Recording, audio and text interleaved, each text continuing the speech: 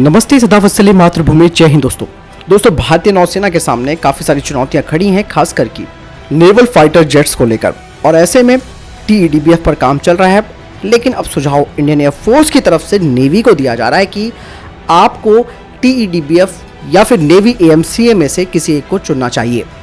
भारतीय वायुसेना के एयर चीफ मार्शल भदौरिया जी ने भारतीय नौसेना के एडमिरल करमवीर सिंह के साथ एक बैठक की, और जिसमें उन्होंने कहा कि भारतीय नौसेना को नेवल AMCA के विकास का समर्थन करना चाहिए, जो कि एक कॉम्बैट एयरक्राफ्ट होगा।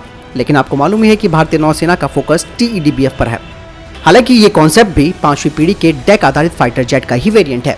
2016 में ही एरोनॉटिकल डेवलपमेंट एस्टेब्लिशमेंट यानी कि ADE ने भारतीय नौसेना के साथ बातचीत की, जिसके तहत उन्होंने कहा कि 5th जनरेशन फाइटर जेट जो कि AMCA कॉन्सेप्ट पर होगा, उसे बनाया जाएगा भारतीय नौसेना के लिए। लेकिन इस बारे में भी काफी सारी चर्चाएं हुई कि AMCA को नेवी के हिसाब से भी डेवलप किया जाएगा, जो कि डेक आधारित फाइटर जेट होगा। लेकिन उसका जो नतीजा था वो आखिर में यही निकला कि भारतीय नौसेना ने AMCA पर आधारित डेक बेस्ड संस्करण था, उसके डेवलपमेंट पर जाने की बजाय 4.5 पीढ़ी के TEDBF प्रोग्राम के लिए अपना समर्थन दे दिया।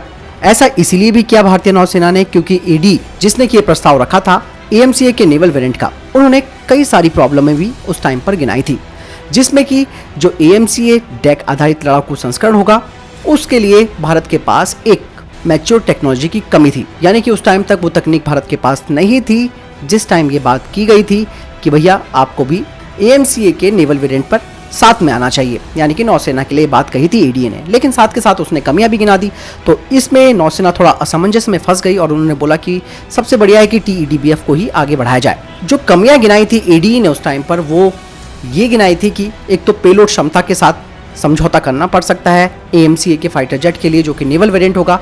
दूसरा, रडार क्रॉस सेक्शन और जो इंटरनल कैरेज है उसके साथ भी समझौता करना पड़ सकता है।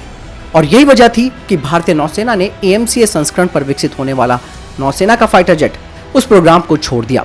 दोस्तों ये बात तो नौसेना के लिए हुई, लेकिन इंडियन एयरफोर्स के लिए भी ओमनी रोल कॉम्बैट एयरक्राफ्ट यानी कि ऑर्का के बारे में सुझाव दिया गया था, जिसे कि इंडियन एयरफोर्स ने साफ तौर पर ठुकरा दिया, क्योंकि ये जो ऑर्का था वो twin engine deck based fighter यानी कि TEDBF की अवधारणा पर एक लैंड वेरिएंट संस्करण था फाइटर जेट का। इसीलिए इसको छोड़ते हुए भारतीय वायुसेना ने LCA Mark II और AMCA Mk1 के विकास के समर्थन में पूरा सपोर्ट दे दिया।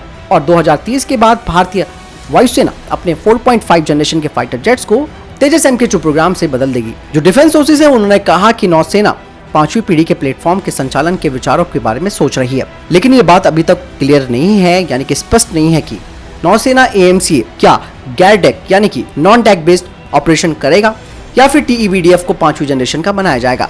हालांकि अभी ये पूरा सिनेरियो एक तरह से एक रिवॉल्विंग सिनेरियो बन चुका है, यानी कि बहुत सारे दाव पेश फंसे हुए हैं इसमें भी, और इसको अभी क्लियर होने में और विचार विमर्श किया जा सकता है। लेकिन ये भी कहा जा रहा है कि TEDBF के बाद भारतीय नौसेना के पास अगला प्रोग्राम क्या होगा, और नौसेना TEDBF के विकास का समर्थन तो कर रही है, जो 2026 में अपनी पहली उड़ान करेगा। नौसेना यहाँ पर दोस्तों एक तरीके से बहुत सारी चीजों में फंस चुकी है, जहां इंडियन एयरफोर्स भारतीय नौसेना को समझा रही है कि आप भी AMCA के नेवल वेरिएंट पर आगे बढ़ें और 5वीं पीढ़ी के फाइटर जेट को ही अपना आधार बनाएं। लेकिन वहीं ADE ने भी ये प्रस्ताव भारतीय नौसेना के सामने दिया, लेकिन भारतीय नौसेना को उसने अपनी जो कमियां थी या फिर जो टेक्नोलॉजी हमारे पास नहीं थी उस टाइम तक, उसके बारे में भी बताया।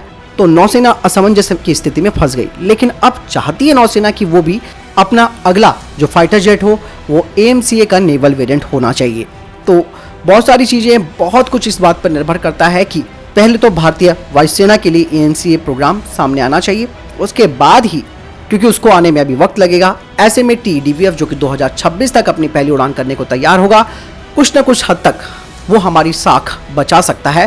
क्योंकि दोस्तों नौसेना के पास ऑप्शन कम है, भारतीय वायुसेना के पास ऑप्शन ज़्यादा थे, इसीलिए उन्होंने अपने ऑर्का प्रोग्राम को कैंसिल किया और तेजस Mk2 और AMCA प्रोग्राम के लिए वो आगे बढ़ गई।